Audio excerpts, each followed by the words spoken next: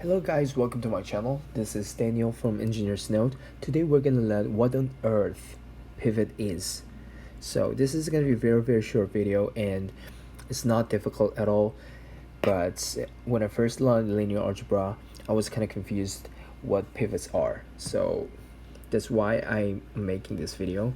So let's just begin. So this example is also from Gaussian elimination videos that I made. So if you haven't watched those videos, or if you don't know what Gaussian elimination is, please check them out, and I will also leave links in the description below. So let's begin. So the definition of pivot is here. I wrote this for you. Pivots are the first non-zero entries in their rows. So the only thing you gotta remember in this video is this: the first non-zero entries in their rows after the for elimination process.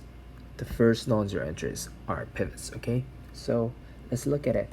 So here is matrix A. It's matrix A, and you go through Gaussian elimination steps. So obviously the first pivot is 2 because it's the first non-zero entry in the first row, right? So you go through Gaussian elimination steps. So you want to get rid of everything except for the pivot. So here is your pivot, and you want to get rid of 4 and minus 2, and you did it, right? And you can find the second pivot, right? So what is the second pivot?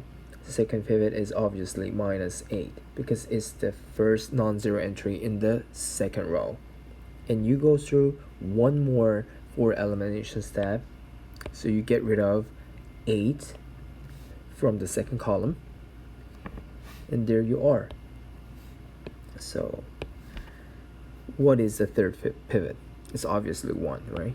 This is the first non-zero entry in the third row. So here it is: 2 minus 8, 1.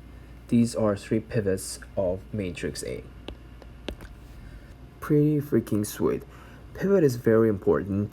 You can decide a lot of things using pivots. You can decide the rank of a matrix, pivot columns, pivot variables, free columns, free variables, etc. So please remember what pivot is.